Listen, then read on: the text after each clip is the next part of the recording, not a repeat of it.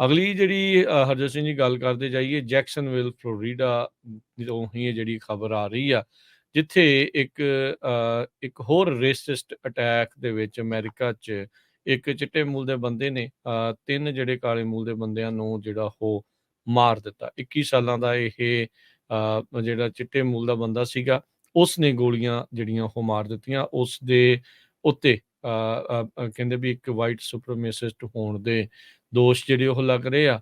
Diary of ਏ ਮੈਡਮੈਨ ਇੱਦਾਂ ਦੀਆਂ ਜਿਹੜੀਆਂ ਚੀਜ਼ਾਂ ਉਸਨੇ ਲਿਖੀਆਂ, ਜਿਹੜੀਆਂ ਬੰਦੂਕਾਂ ਉਸਨੇ ਵਰਤੀਆਂ ਉਸ ਦੇ ਉੱਤੇ ਸਵਾਸਤਿਕਾ ਦੇ ਜਿਹੜੇ ਚਿੰਨ੍ਹ ਆ ਉਹ ਵੀ ਪਾਏ ਗਏ ਸੀਗੇ। ਉੱਥੋਂ ਦੇ ਜਿਹੜੇ ਸ਼ੈਰਿਫ ਆ ਟੀਕੇ ਵਾਟਰਸ, ਉਹਨਾਂ ਨੇ ਜਿਹੜੇ ਮਾਰੇ ਗਏ ਆ ਉਹਨਾਂ ਦਾ ਸ਼ਨਾਖਤ ਕਰਦੇ ਹੋਏ ਦੱਸਿਆ ਐਂਜਲਾ ਮਿਸ਼ੈਲ ਕਾਰ 52 ਸਾਲਾਂ ਦੀ ਜਿਹੜੀ ਇਹ ਸਟੋਰ ਦੀ EMPLOYE ਸੀਗੀ।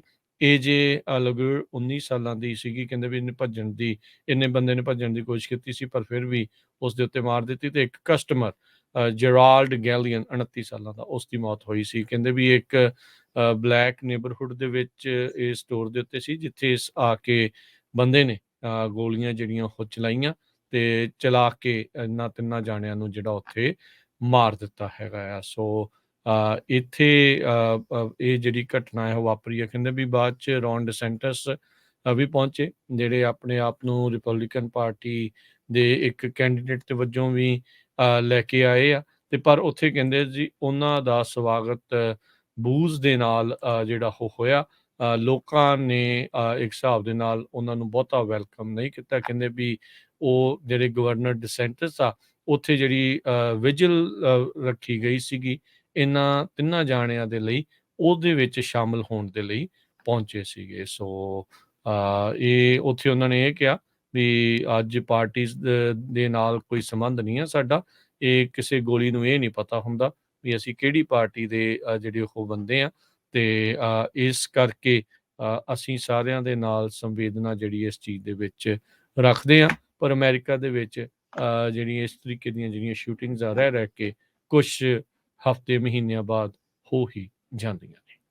ਅਗਲੀ ਜਿਹੜੀ ਹਰਜੋਤ ਸਿੰਘ ਜੀ ਗੱਲ ਕਰਦੇ ਜਾਈਏ ਜੈਕਸਨਵਿਲ ਫਲੋਰੀਡਾ ਤੋਂ ਹੀ ਇਹ ਜਿਹੜੀ ਖਬਰ ਆ ਰਹੀ ਆ, ਜਿੱਥੇ ਇੱਕ ਹੋਰ ਰੇਸਿਸਟ ਅਟੈਕ ਦੇ ਵਿੱਚ ਅਮਰੀਕਾ 'ਚ ਇੱਕ ਚਿੱਟੇ ਮੂਲ ਦੇ ਬੰਦੇ ਨੇ ਤਿੰਨ ਜਿਹੜੇ ਕਾਲੇ ਮੂਲ ਦੇ ਬੰਦਿਆਂ ਨੂੰ ਜਿਹੜਾ ਉਹ ਮਾਰ ਦਿੱਤਾ। 21 ਸਾਲਾਂ ਦਾ ਇਹ ਜਿਹੜਾ ਚਿੱਟੇ ਮੂਲ ਦਾ ਬੰਦਾ ਸੀਗਾ, ਉਸ ਨੇ ਗੋਲੀਆਂ ਜਿਹੜੀਆਂ ਉਹ ਮਾਰ ਦਿੱਤੀਆਂ। ਉਸ ਦੇ ਉੱਤੇ ਕਹਿੰਦੇ ਵੀ ਇੱਕ ਵਾਈਟ ਸੁਪਰਮੇਸਿਸਟ ਹੋਣ ਦੇ ਦੋਸ਼ ਜਿਹੜੇ ਉਹ ਲੱਗ ਰਹੇ ਆ।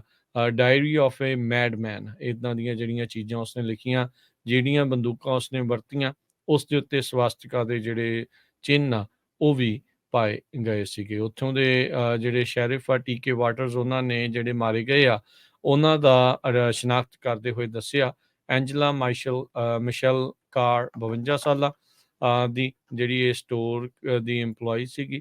AJ ਲਗੂਰ 19 ਸਾਲਾਂ ਦੀ ਸੀਗੀ। ਕਹਿੰਦੇ ਵੀ ਇੰਨੇ ਬੰਦੇ ਨੇ ਭੱਜਣ ਦੀ ਕੋਸ਼ਿਸ਼ ਕੀਤੀ ਸੀ ਪਰ ਫਿਰ ਵੀ ਉਸ ਦੇ ਉੱਤੇ ਮਾਰ ਦਿੱਤੀ। ਤੇ ਇੱਕ ਕਸਟਮਰ ਜੈਰਾਲਡ ਗੈਲੀਅਨ 29 ਸਾਲਾਂ ਦਾ, ਉਸ ਦੀ ਮੌਤ ਹੋਈ ਸੀ। ਕਹਿੰਦੇ ਵੀ ਇੱਕ ਬਲੈਕ ਨੇਬਰਹੁੱਡ ਦੇ ਵਿੱਚ ਇਸ ਸਟੋਰ ਦੇ ਉੱਤੇ ਸੀ, ਜਿੱਥੇ ਇਸ ਆ ਕੇ ਬੰਦੇ ਨੇ ਗੋਲੀਆਂ ਜਿਹੜੀਆਂ ਉਹ ਚਲਾਈਆਂ ਤੇ ਚਲਾ ਕੇ ਇਹਨਾਂ ਤਿੰਨਾਂ ਜਾਣਿਆਂ ਨੂੰ ਜਿਹੜਾ ਉੱਥੇ ਮਾਰ ਦਿੱਤਾ ਹੈਗਾ ਆ। ਸੋ ਇੱਥੇ ਇਹ ਜਿਹੜੀ ਘਟਨਾ ਹੈ ਉਹ ਵਾਪਰੀ ਹੈ। ਕਹਿੰਦੇ ਵੀ ਬਾਅਦ 'ਚ ਰੌਨ ਡਿਸੈਂਟਸ ਵੀ ਪਹੁੰਚੇ, ਜਿਹੜੇ ਆਪਣੇ ਆਪ ਨੂੰ ਰਿਪਬਲਿਕਨ ਪਾਰਟੀ ਦੇ ਇੱਕ ਕੈਂਡੀਡੇਟ ਦੇ ਵਜੋਂ ਵੀ ਲੈ ਕੇ ਆਏ ਆ।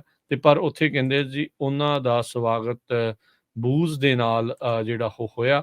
ਲੋਕਾਂ ਨੇ ਇੱਕ ਹਿਸਾਬ ਦੇ ਨਾਲ ਉਹਨਾਂ ਨੂੰ ਬਹੁਤਾ ਵੈਲਕਮ ਨਹੀਂ ਕੀਤਾ। ਕਹਿੰਦੇ ਵੀ ਉਹ ਜਿਹੜੇ ਗਵਰਨਰ ਡਿਸੈਂਟਸ ਆ, ਉੱਥੇ ਜਿਹੜੀ ਵਿਜਿਲ ਰੱਖੀ ਗਈ ਸੀਗੀ ਇਹਨਾਂ ਤਿੰਨਾਂ ਜਾਣਿਆਂ ਦੇ ਲਈ, ਉਹਦੇ ਵਿੱਚ ਸ਼ਾਮਲ ਹੋਣ ਦੇ ਲਈ ਪਹੁੰਚੇ ਸੀਗੇ। ਸੋ ਇਹ ਉੱਥੇ ਉਹਨਾਂ ਨੇ ਇਹ ਕਿਹਾ ਵੀ ਅੱਜ ਪਾਰਟੀਜ਼ ਦੇ ਨਾਲ ਕੋਈ ਸੰਬੰਧ ਨਹੀਂ ਹੈ ਸਾਡਾ।